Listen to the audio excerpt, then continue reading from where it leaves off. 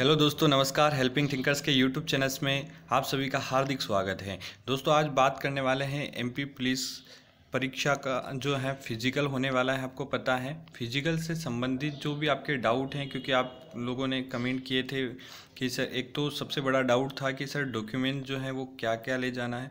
दूसरा जो डाउट था कि सर जो कास्ट सर्टिफिकेट या जाति प्रमाण पत्र हैं तो वो कौन सा वाला चलेगा, स्टेट का बना हुआ चलेगा या ऑफलाइन बना हुआ चलेगा या सेंट्रल गवर्नमेंट का होना चाहिए। तो इससे ये डाउट आपका क्लियर करने वाला हूँ। और एक डाउट मैं अपनी ओर से क्लियर करना चाहता हूँ, क्योंकि 2017 में जब मैंने फिजिकल दिया था तो उसमें ये चीज़ बोला गया था और आपको ये अनिवार्य रूप से करना ही होता है, लेकिन बहुत सारे बच्चों को इसके बारे में जानकारी नहीं है। तो उसके बारे में भी मैं आपका डाउट जो है क्लियर करने वाला हूँ। और दूसरी बात ये है दोस्तों कि आपकी एमपी पुलिस परीक्षा से संबंधित या फिजिकल के डाउट से संबंधित कोई भी डाउट अगर आपका आता है तो आप मुझे कमेंट बॉक्स में बता सकते हैं। आपके हर संभव जो है डाउट का मैं समाधान करने का प्रयास करूंगा, ताकि आपको आगे चलकर कोई परेशानी ना हो और एक छोटी सी गलती के पीछे आपका सिलेक्शन होने से आप नहीं चूक जाए। इस कारण से क्या है, क्योंकि दोस्तों आपको पता है डॉक्यूमेंट्स में बहुत सारे बच्चे जो हैं बाहर होते हैं। दूसरी बात फिजिकल में तो होते ही हैं, साथ में डॉक्यूमेंट्स की वजह से बाहर हो जाते। फिजिकल में बाहर होना तो कारण समझ में आता है कि चलो ठीक है, हमारी तैयारी नहीं थी, लेकिन आप डॉक्यूमेंट्स में अगर बाहर होते हैं तो आपको बहुत ज़्यादा दुख होता है। तो वो डॉक्यूमेंट्स में कम से कम हमको बाहर नहीं होना है और आप अपने फिजिकल की तैयारी बेहतर रूप से करते रहिए। उम्मीद करता हूँ आप अच्छे से तैयारी कर रहे होंगे। तो चलो बिना देरी के हम इसके टॉपिक पर आते हैं कि आपके जो डाउट हैं उनका समाधान हो जाए। तो दोस्तों, ऐसे लेटेस्ट अपडेट, लेटेस्ट चीज़ें मैं इस चैनल के माध्यम से आपकी मदद करता हूं। तो अगर आप हमारे चैनल पर नए हैं तो प्लीज़ चैनल को ज़रूर सब्सक्राइब कीजिए, ताकि आपको मददगार वीडियो आते रहें, आपको हेल्प होती रहे। अगर आपको लगता है कि नहीं इस चैनल से हमें कोई मदद नहीं मिलती है तो प्लीज़ इस चैनल को सब्सक्राइब मत करना। चलो बिना किसी देरी के मैं सबसे पहले जो आपका डाउट है तो डॉक्यूमेंट्स क्या क्या लगेंगे उसके बारे में भी बात करूंगा। और दूसरी बात दोस्तों, सबसे पहले जो आपका जो एडवर्टाइजमेंट जो आया था एमपी पुलिस 2020 की परीक्षा का, मतलब अभी होने वाली है उसका, तो उसके आप यहाँ पर देख पाएंगे अध्याय नंबर 4 में एक फॉर्म दिया होता है। तो इस फॉर्म को आपको प्रिंट आउट निकालना होता है। और इस फॉर्म में क्या क्या आपको करना रहता है, ये प्रोफेशनल एग्जामिनेशन बोर्ड का फॉर्म रहता है। इसमें आपको यहाँ पर फ़ोटो लगाना रहता है। अब फ़ोटो कौन सा लगाना है दोस्तों, जो आपने फॉर्म में लगाया था वही फ़ोटो आपको यहाँ पर लगाना है।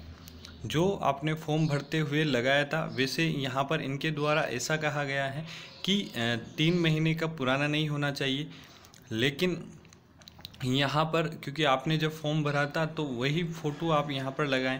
फिर उसके बाद में यहाँ पर आपका सिग्नेचर इस बॉक्स से बाहर नहीं जाना चाहिए।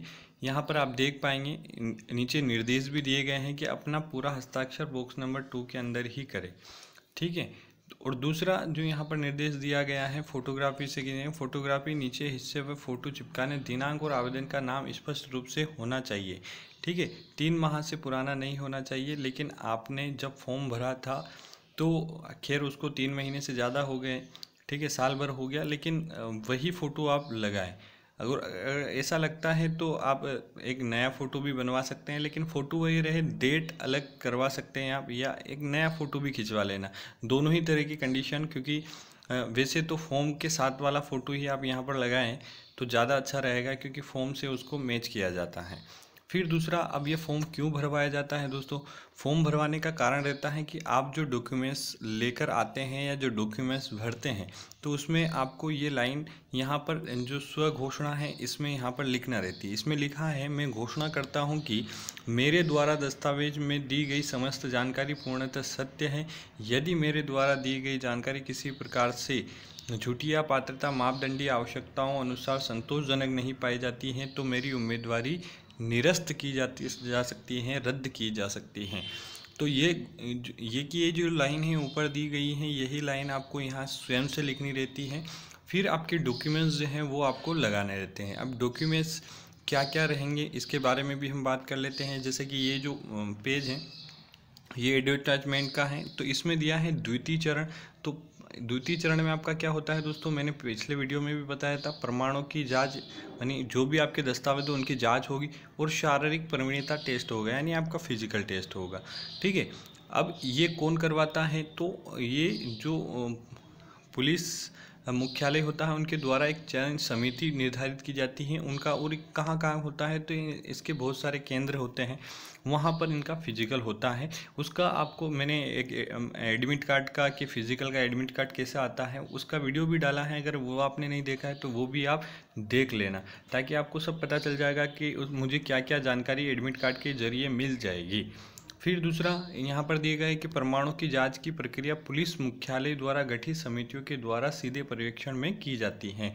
तो वहाँ पर आपका डॉक्यूमेंट्स वेरिफिकेशन होगा। तो अब डॉक्यूमेंट्स में सबसे बड़ी जो बात है दोस्तों, ज़्यादा घबराना नहीं है, डॉक्यूमेंट्स में ज़्यादा कुछ नहीं चाहिए आपको। यहाँ पर लिखा है आवेदन पत्र के साथ, मतलब जब आपने फॉर्म डाला होगा तब आवेदन पत्र के साथ वांछित दस्तावेज संलग्न करें एवं चयन समिति के समक्ष दस्तावेज के सत्यापन के मूल प्रमाण पत्र दस्तावेज प्रस्तुत करना होंगे। ठीक है, यहाँ पर पहला आपको जन्म तिथि के प्रमाण पत्र के रूप में, मतलब एक ऐसा सर्टिफिकेट जिसमें आपकी डेट ऑफ बर्थ सही लिखी हो, या तो आपके पास जन्म प्रमाण पत्र हो, या सबसे बढ़िया जो चीज़ मानता हूँ मैं, आपकी 10th की मार्कशीट। 8वीं की मार्कशीट सर्वमान्य होती है, उसमें किसी भी प्रकार की कोई गलती नहीं होती है, वही सही होता है। आधार कार्ड में गलत हो सकता है, वोटर आईडी में गलत हो सकता है, लेकिन हाई स्कूल की जो है आपकी 10वीं की मार्कशीट है, ये सत्य होती है।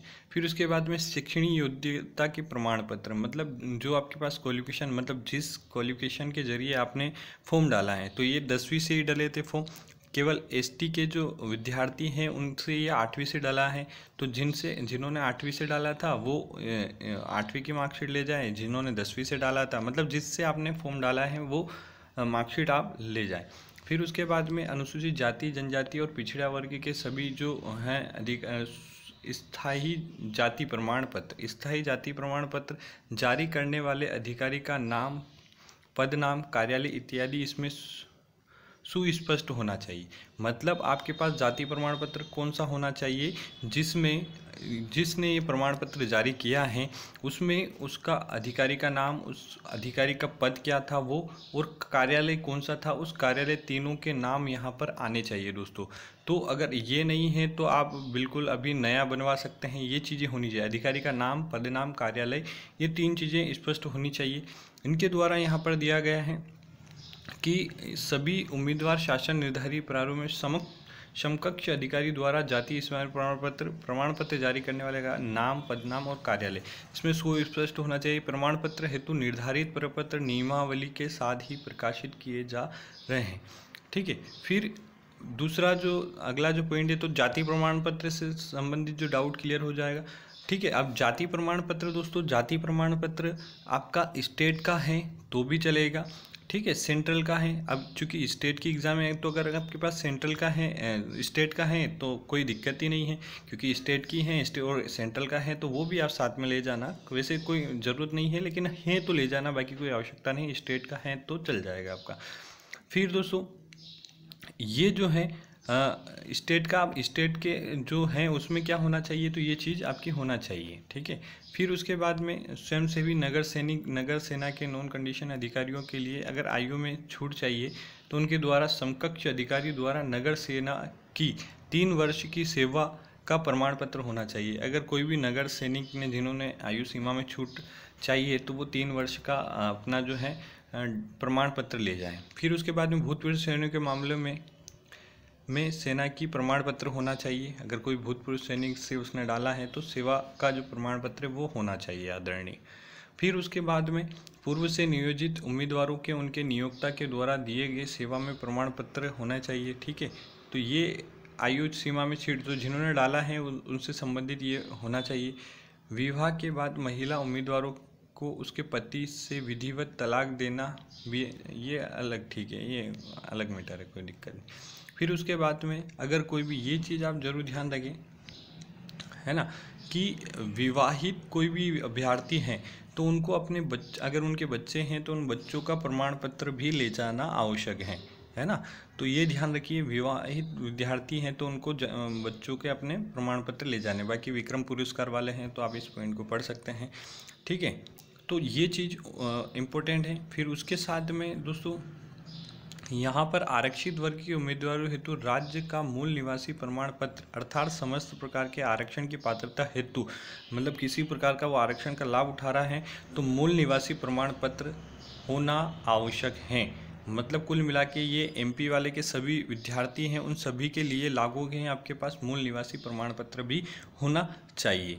ठीक है, जिसके तहत अगर कोई जो है जनरल से हैं और उसने ईडब्ल्यूएस का फॉर्म प्रमाण पत्र बना रखा है तो वो भी आपको ले जाना आवश्यक है। मतलब आपने जो भी फॉर्म भरते वक्त जितने भी डॉक्यूमेंट्स लगाए थे, चाहे 10वीं की मार्कशीट हो, जो आपने फॉर्म भरा था वो, आपका जो परीक्षा एडमिट कार्ड है वो, आप सेकेंड स्टेज के लिए क्वालिफाइड हुए हैं वो, आपकी जाति का प्रमाण पत्र, आपका मूल निवासी का प्रमाण पत्र, इन सभी का बंच कर आपको क्या करना है, इनको स्वयं से स्व प्रमाणित करना है। यहाँ पर दिखा है इन्होंने नोट, मतलब सेल्फ अटेस्टेड इन पर करना है कि दस्तावेज सत्यापन के समय सभी दस्तावेज की स्वयं द्वारा प्रमाणित फोटोकॉपी, यानी कोई भी आप ओरिजिनल तो ले जाएंगे, ओरिजिनल के 2 बंच बनाइए आप, ओरिजिनल जो सेट हैं उसकी 2 फोटोकॉपियाँ करवाइए, 2 बंच बनवाइए ताकि आपको समवे से मांगेंगे एक, लेकिन एक आपके पास सुरक्षित रहे। ठीक है, तो इस वाले में जो है एक वाले में आप क्या करें, सभी जो फोटोकॉपी हैं उस पर सेल्फ अटेस्टेड करें कि हाँ मेरे द्वारा ये प्रमाणित हैं, ये सत्य हैं, इसमें किसी प्रकार का कोई गलत काम नहीं है। तो ये आप ध्यान रखें, जो भी फोटोकॉपी आप करवाते हैं तो वो सेल्फ अटेस्टेड होने चाहिए, है ना दोस्तों। तो ये महत्वपूर्ण जानकारी थी जिसमें बहुत सारे बच्चों का डाउट था।